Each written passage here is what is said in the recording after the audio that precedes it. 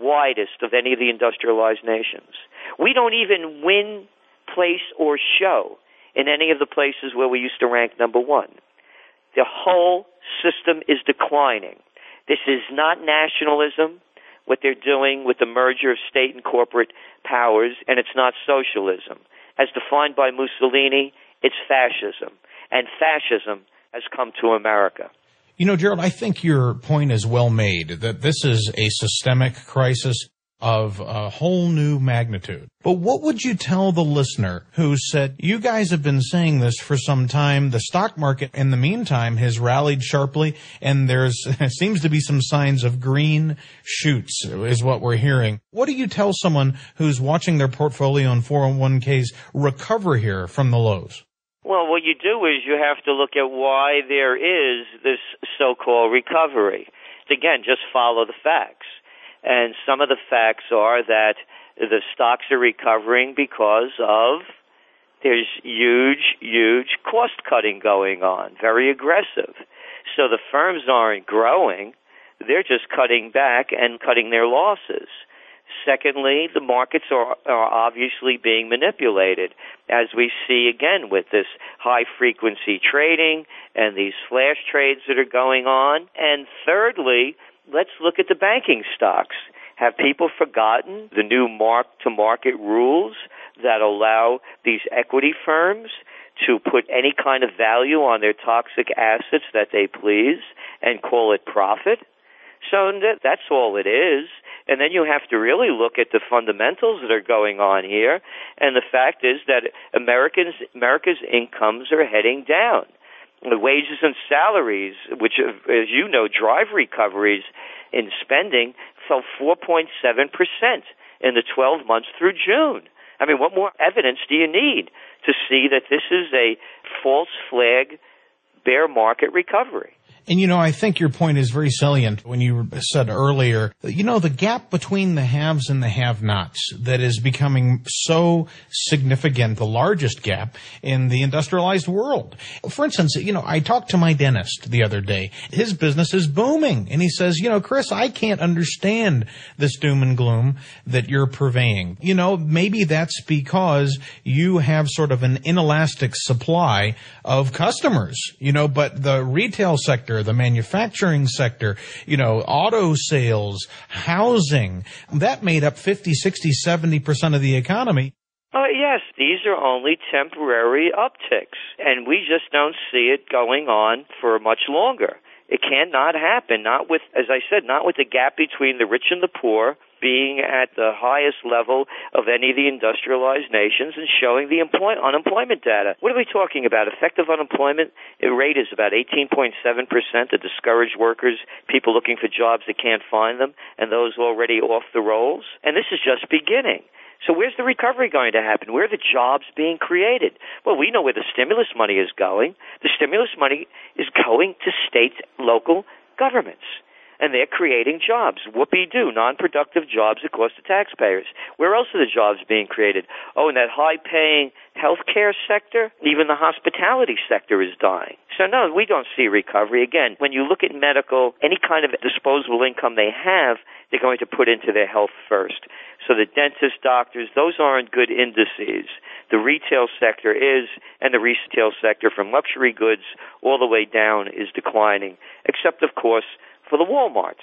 Now, and that brings up another point, because people then ask us, how can we get out of this? And the answer, as we see it, is very simple. We don't need Wall Street. We need Main Street. We don't need Walmarts. We need mom and pops. We don't need factory farms. We need family farms. We don't need genetically modified foods. We need organic foods. And I don't say this as hyperbole or rhetoric. I say it as fact. Because when that was the America that those of us are old enough to remember that we grew up in, that's when America was the most egalitarian nation on earth. Till that model returns, and if we keep going in the other way with the too big to fails, then our quality of life goes down. People have bought into this whole notion of everyday low prices, and that cheap is good. Cheap stinks. chief stinks in it. Quality is low, pays low-paying jobs. We need quality has to come back to America. That's the renaissance that we see that has to happen for this country to retain its greatness. You're right on track there. I mean, it's not hubris at all to think that we can return. However, I think you'd probably agree to build the structure that would lead to more mom-and-pop banks, as we used to see on Main Street, as well as mom-and-pop manufacturing and retail outlets and supermarkets and things of that nature. That's going to take time, isn't it, Gderald? It is. And the people have to become activated, because what we're watching what's going on here is how could the people be so brain dead to stand back and let this happen to them? Where's their dignity gone? As I mentioned to you, this is what we're seeing now, the greatest crime wave ever to hit America. It's the great bank robbery. It's the banks that are doing the robbing. And the people have become indentured servants and slaves. Who's going to pay off that $13 trillion that you were talking about earlier? It's on our backs to pay off these people that take our money, and as soon as they get our money, as they did with the TARP bailout money, they skim it off the top, and they call it bonuses and executive compensation. So we can go back to that kind of a nation when the people themselves return to that kind of quality of life. You know, you paint a frightening picture, but I think it's very accurate. Look at the everyday middle-class American family, simply gutted. Sure, the elite are doing well, smart enough to buy into gold and assets to protect themselves during the inflation. But the typical American, up to their eyeballs in debt, they're not home owners, they're home debtors. What I think the answer to your question is, how did we get here? Why are people becoming serfs and slaves to the system? If you don't feel like you're economically empowered and you're just struggling day by day just to keep the creditors at bay, you know, how are you going to make any change? Well, that's part of it, but also they're starved intellectually and they're starved nutritionally. We're a junk food nation. I'm Italian. I don't eat corporate. I know what good food tastes like. And I don't need some white jacket the agri-industry rolls out to tell me that genetically modified foods are as good as organic and have the same nutritional value. I raised for many years my own chickens. I had my own farm. I know the difference in the flavor, the taste, and the quality. And what goes in goes out. And when you look at what America has become, the most obese nation in the world, the most sedentary nation in the world, and now, as we just saw, the most antidepressant drug-induced nation in the world, as the data shows. We're starving in many different ways.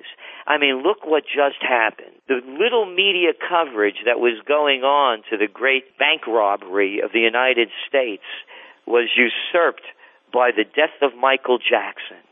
Day after day, night after night, week after week, the biggest mouths in broadcasting babbling on about every little innuendo of Michael Jackson's tormented life. This is America.